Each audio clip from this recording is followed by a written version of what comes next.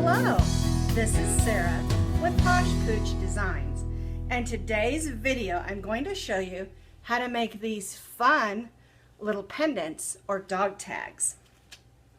Here's one that I made for Rosie.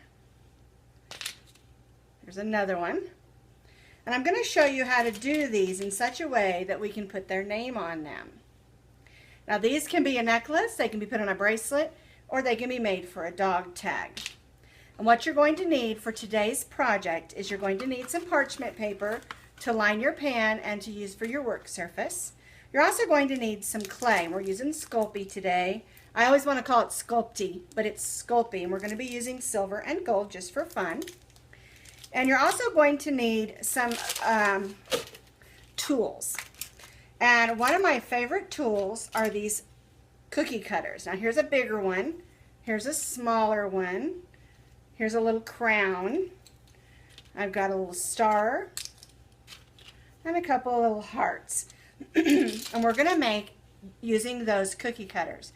To find those cookie cutters, just look at Hobby Lobby or Michael's over in their baking department, and they have the little small ones. And a lot of things that they use for baking, you can use for polymer clay. Just remember not to mix them together. Once they're used for polymer clay, they need to stay in your polymer clay stuff. Now we're also going to need a couple of things. And this, I purchased this at Walmart, and it's got rings and clips and different colors and sizes in it. It's just called Findings. They have these in plain silver as well. And then you're also going to need a ring that looks like this. This is, it looks like a 5mm ring, because you need a good sturdy ring if you're going to put it on your dog's collar. Now remember, these are not your dog's actual collars, tags I mean.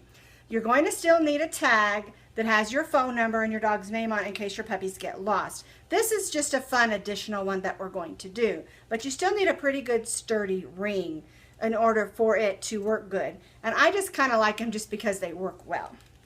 The other thing you're going to need as far as supplies is this. And I've had a lot of questions about using fingernail polish on polymer clay. And this is the one that I use. It's the Sally Hansen Hard as Nails that's clear. And I've had a lot of people ask me if it gets sticky. And this is one I did for Maximo about 5 years ago. It's not sticky at all. It's beautiful. And I use it on my key ring, so it gets a lot of use. So that's just my recommendation. Now a lot of people won't use it, and that's okay if you don't want to. But I really recommend the Sally Hansen's Hard as Nails clear. And this also has a sparkle that you can use, and I use it sometimes also. Okay, so we need clay, we need parchment paper, we need some rings, we need some nail polish, and then we need some tools. And I already talked about the cookie cutters. You're going to need some straws, and these work really great for punching nice holes. And this is a bigger one, this is a smaller one, this is the one I use the most. For punching a nice hole to get your ring through. You can also just use a toothpick and make a ring, but next time you're out getting something to drink, or you're at McDonald's or Starbucks or something grabbing a coffee, grab you a couple extra straws, just stick them in your kit. Okay, so we need clay, we need fingernail polish, we need our parchment paper, we need some cookie cutters, a straw, and some rings.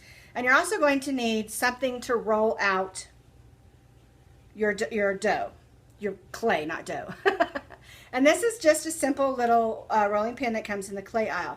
You can use a glass or a jar that you have on hand, just something that you can roll your clay out with. And pretty much that's all the tools that you need, except for like a little plastic knife, or you don't have to go out and buy a bunch of expensive tools. I use plastic spoons, plastic knives, and these plastic forks that I made for buttonholes. These work great. And once they mess up, you can toss them in the trash. You've not wasted any money. Okay? So what I want you to do, oh, one more thing you're going to need is a real Sharpie. It needs to be the Sharpie brand. Here's one that I picked up at Lowe's. But it needs to be a permanent black marker. And this is what we're going to write their name on with. So it's important, and this is another thing that people have talked to me about, saying you shouldn't use Sharpie with your clay. But like I said, here's one I did about 10 years ago, about more like 7 years ago. It's not sticky at all. The polymer clay has not reacted with the marker, so it works great. Now this is just what I'm doing. If you don't want to do it that way, you certainly don't have to. These are just my recommendations. And remember, this is just for fun. So if it doesn't work, you're not out a bunch of money. It's just for fun. So grab all your stuff and let's have some fun. The first thing that we need to do before we get started is to preheat our oven to 275 degrees. I'm going to be using my small toaster oven today instead of my large oven since I'm just doing a demonstration. You can use your large oven. They will bake perfectly fine in either a toaster oven or a large oven. Just make sure you preheat to 275 degrees and then we can bake our tags. The next thing that we need to do is line our pan with a piece of parchment paper.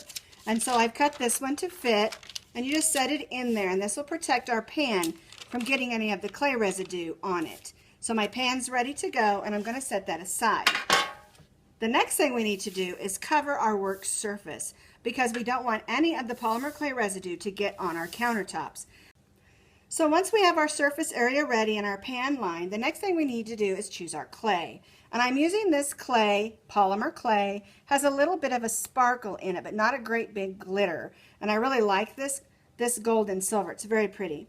So we're just going to break off a piece about one of those lines and begin to knead that clay in our hands.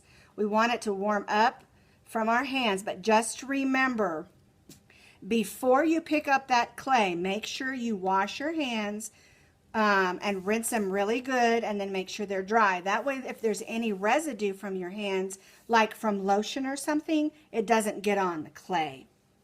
And then we begin kneading our clay. So we're just going to squish it and squish it and squish it. Now, for this project, I like to do a small amount of clay at once, not do large portions. And so I've got a little bit of gold here, and I'm just going to set these aside because we are going to come back to those. And I'm going to knead this until it's ready. So I think this little piece of gold is soft now, ready to go. So I'm just going to roll it in a ball.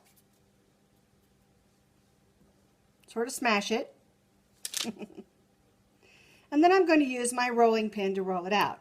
Now remember, if you don't have a little rolling pin, you can always use a glass or a jar. Just make sure it's nice and clean before you use it. All right. Now this first one I'm going to make is I'm going to make that little crown. And when I roll mine out, I roll them out to about 1/12 of an inch. But you can do it thinner or thicker. Just remember, it may not cook the same if you roll it out different. So I'm just going to place my crown cookie cutter on there and push it down. Take the edge off, because we'll reuse that. I'm just going to gently push that out. So there's my crown shape, because my little Rosie's a princess. Now I'm going to take my straw, and I'm going to eyeball, try to get it up high, but not too high, leaving a little bit of space for my hook. And I'm just going to put that on there and push down, kind of spin it a little. And now I have a nice size hole for my ring to go through. So I'm just going to set this one over on the tray because it's ready to bake. And I'm going to do the same thing with more of this gold. Just going to roll it up and set it aside. So now I'm going to use my silver because I'm going to make some that are solid silver and some that are solid gold, and then I'll show you how to mix the two together. So I'm just going to knead up this silver one until it's ready, and then I think I'll make a star. So I softened the silver, rolled it out, and I'm going to make this beautiful little star because Maximo's my star. Take the edge off because we'll use that again, and just use my finger to gently push that out. There we go. And I think this is the top of the star, so I'm going to use my straw again. Push down there. Sort of spin my straw and pull it out. And see, I have a nice big hole for Maximo's tag. And that's how you make a solid color. Now, with these extra pieces, we can knead those up.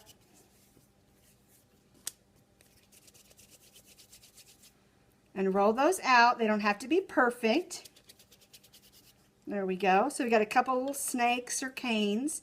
And we're just going to twist those up, bend them in half, and twist them again. And that's just going to make them so that they go together. We don't want them to mix in, like to change the color. We just want to have two colors. So it's nice and soft. We'll roll it around again.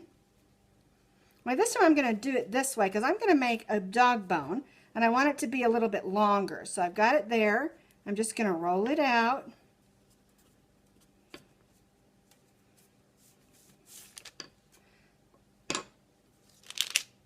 Turn it over. There we go. Now see, we've got both colors on there. I'm going to take my dog bone and set it over that way because I like the colors that are showing.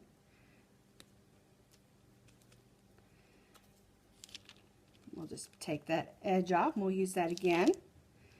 And there's our little dog bone. Again, we'll use our straw. Spin it, pull it out. And look at that. We got a little dog bone with a hole that we can make a nice little dog tag with. All right, so we got a little bit left here, so let's do this again. Let's just squish it up.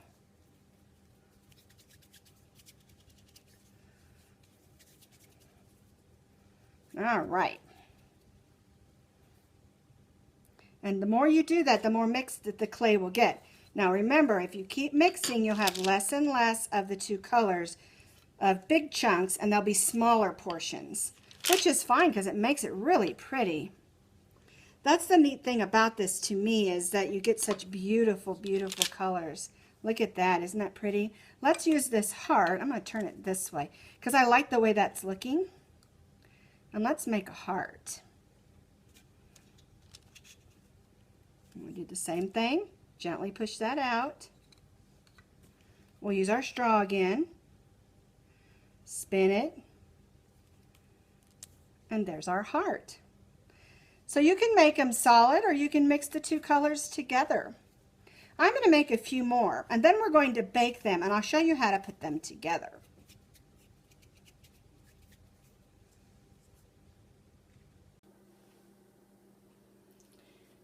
So I have placed my dog tags or charms in my toaster oven that's been preheated to 275 degrees. Now we're going to bake these for 15 minutes. And I have set my timer on my big oven just because it's easier for me to see.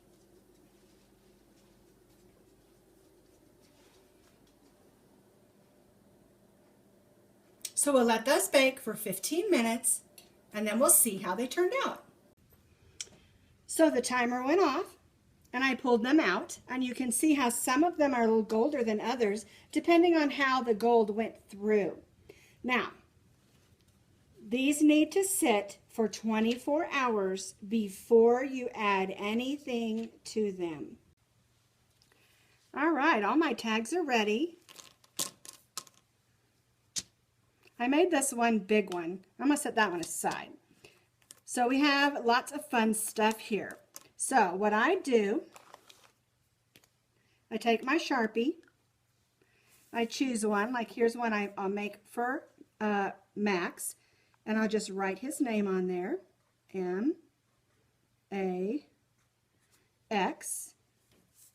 or we can put Princess or Queen, Q-U-E-E-N, whatever you want to write on there. You make sure you're using a Sharpie marker that is a permanent marker.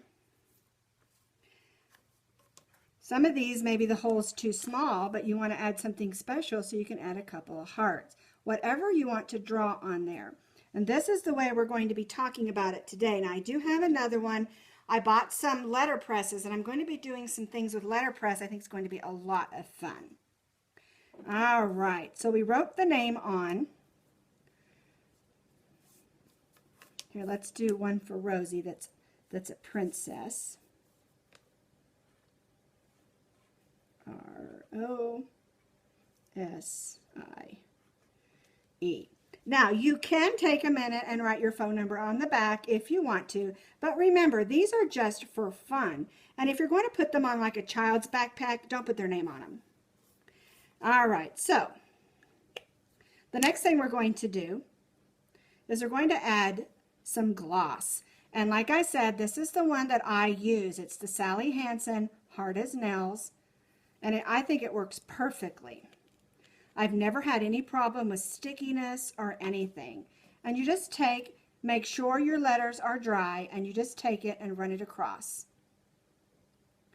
And fill in all the gaps, just like you would if you were painting your fingernails.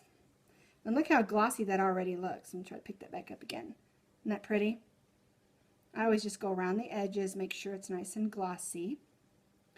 And then we'll just let those dry. And once the nail polish is dry, then we'll add all the rings. Now, you don't have to put anything on it if you don't want.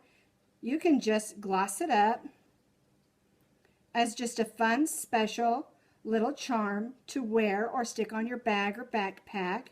These are great if you're traveling and you want to add something special to your suitcase that others don't have. This is another great thing that you can do.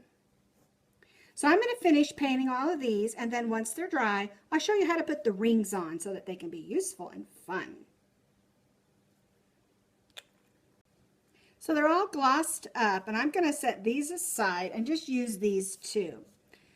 So what you're going to need to do, and I showed you these rings before. These are a good heavy-duty ring. I got this at Hobby Lobby, but you could probably find them at any of your craft stores.